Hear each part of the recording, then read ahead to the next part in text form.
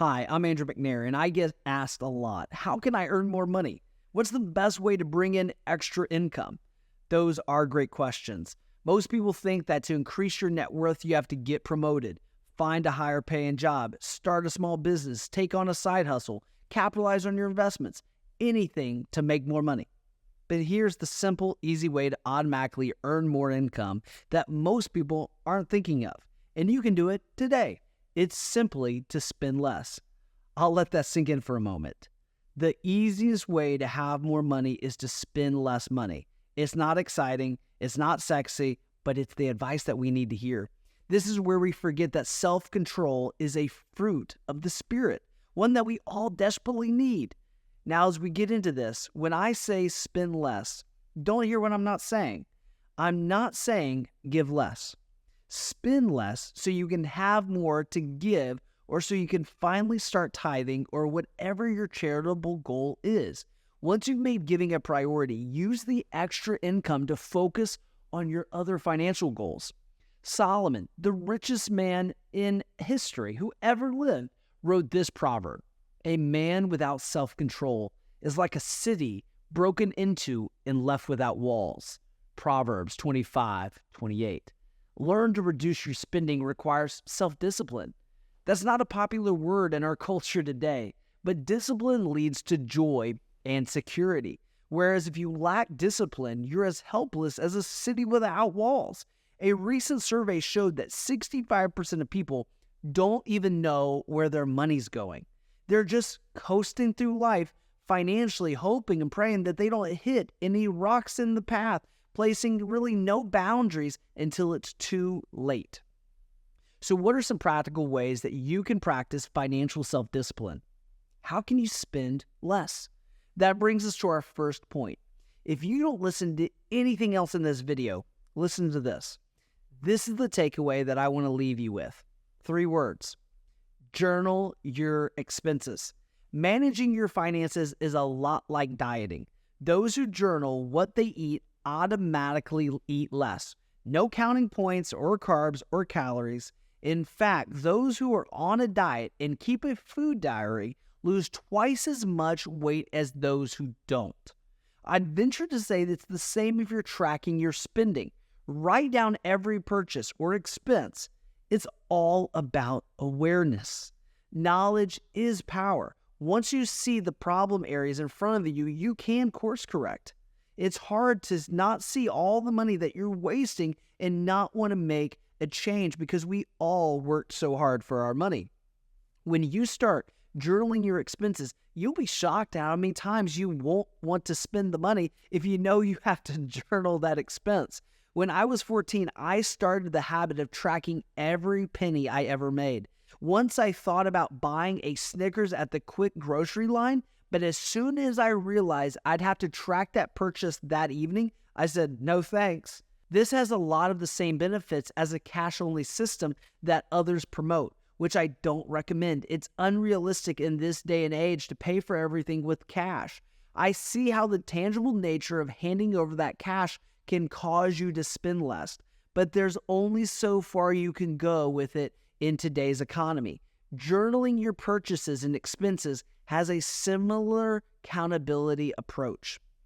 Now, once you get into the habit that it takes seconds to journal, that you're spending your money every day, you can use an app, a notebook, an Excel spreadsheet, whatever suits your fancy. Then look over all of your expenses at the end of the month and see where you're at. It's like stepping on the scale and seeing, am I making progress or not? Set goals like lowering your grocery bill by $50 the next month. Add up what you're spending on takeout or what unused subscriptions are actually costing you. Cancel what you don't need. The subscription providers will always take you back. Just remember that you can't make the adjustments unless you know where the money is going in the first place. The next way to spend less is to start with the end in mind. The way that most people approach their finances is that they spend first. Then they save what little bit is left over, and if you operate your finances this way, there's nothing left to give. Not even enough to put change in the offering plate at the church or donate to the monthly charity at the grocery store. One of the best ways to get in control of your finances is what I call the cash flow continuum. You start by giving 10% off the top as your tithe. God comes first. That first 10% belongs to Him. Then allocate the next 20% to long-term savings. This is just putting it in the savings account. That's only delayed spending at this point. The 20% goes into retirement accounts that you can't access until retirement age. Then learn to live on the remaining 70%. Live within your means. Just don't go into debt or exceed that 70%. If you follow this model, you'll spend last instead of first because you'll have your priorities in the right order. Another way to spend less is to look at the price. I'm not talking about the sticker price, of course, but the real price. Many times people look at the sticker price of an item of what it costs them today, but they don't count the true cost of what the item will cost them over their lifetime and what it will cost their retirement.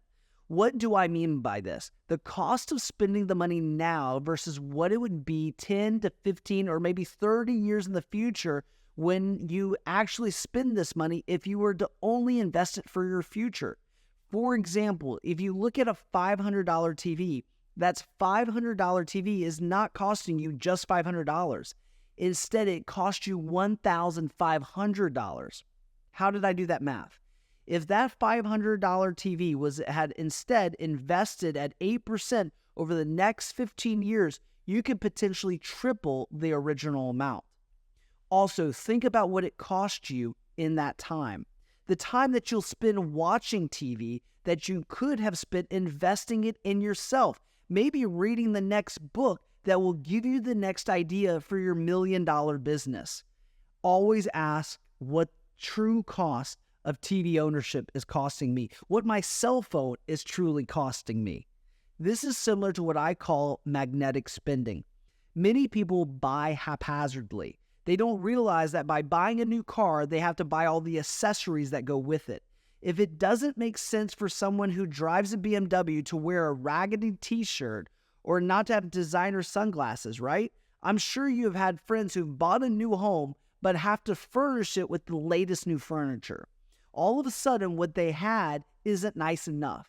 A similar mistake I see many families make is deciding to move into a too expensive neighborhood. That's because certain neighborhoods have expectations. They expect you to drive a certain car, ride a fancy lawnmower, have your kids dressed in designer clothes, and attend, of course, certain private schools. So beware of buying items that cost more than the initial price, and make sure that you're not pouring your money into expensive, depreciating, magnetic assets. My next pro tip is carry your wallet less. I know this probably sounds like a joke, but I'm infamous for never having my wallet. If your wallet's always handy, it's always too easy to pull money out or swipe your credit card, especially when you weren't planning on buying anything. Spontaneous purchases and impulses buys all add up fast, and I can only bring my credit card in with me when I know I need to make a purchase. I already know what I'm buying, and then I bring in my wallet. Now, in this day and age of virtual wallets, this might be a lot harder when you have your phone in your pocket. I'm notorious for using, Apple Pay and Google Pay wherever I go. But won't you enjoy the experience more if you left your phone in your car? I encourage you to be counterculture. Leave your wallet or your phone in the car when you shop and you spend time with your friends. Do your research and plan out your purchases. Only shop with a list and only take in whatever cash or card you need when you go into a store. That leads me to another pro tip. Go on a spending freeze. Try this for a 2-week period or even a month if you're brave enough. Pay your rent and your utilities, put gas in your car, but get by on the rest of the lowest amount that you have to spend possible. This means no Amazon purchases, cancel subscriptions, make coffee at home, as long as you can eat out of your freezer, pantry, instead of eating out. Who knows what you'll find in there, right? How long this thing has been expired. Do free outings as a family, like exploring local parks or going to free events at the library or community center. Take advantage of free dates like a game night or a picnic. Let me also remind you that volunteering is a completely free activity. Think of a spending freeze as a financial fast. Work that self-control muscle and build some self-discipline with your finances. Make a game of it. Make you and your spouse get on this spending freeze as one flesh, that you'll be on the same page. You'll be shocked by how little you can live on if you try hard. This will show you some areas that you can cut back on as well that really aren't that required in your day-to-day living. My final tip may sound very extreme, but hang in there with me for just a second. Be careful who your friends are and who you spend time with and how much time you spend with them. You are your 5 closest friends. No, really, it's true. Research proves that you have the average financial and health metrics of your 5 closest friends. You are far more influenced by those around you than you even realize. It's proven that you'll automatically spend more money if you're constantly around people who spend more of their income.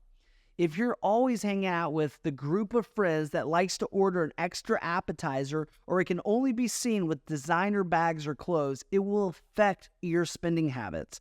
If you do life with people who live above their means by eating out all the time, spending more than they make, and focusing on material things, guess what? You will too. You don't want to stick out, so you will try to do whatever you can to fit in with your friend group. We don't like to get mocked or joked upon. Now, if your closest friends are your family, you just can't walk out the door. Instead, I encourage you to be the change that you want to see.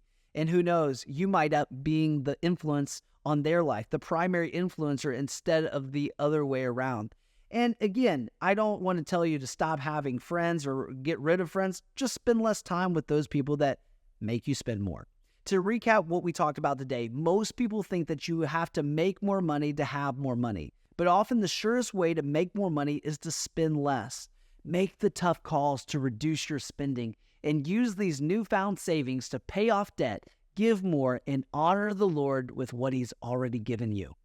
I want to thank you for watching this video. If you like this video, click subscribe and check out my other videos on the Everyday Philanthropist channel.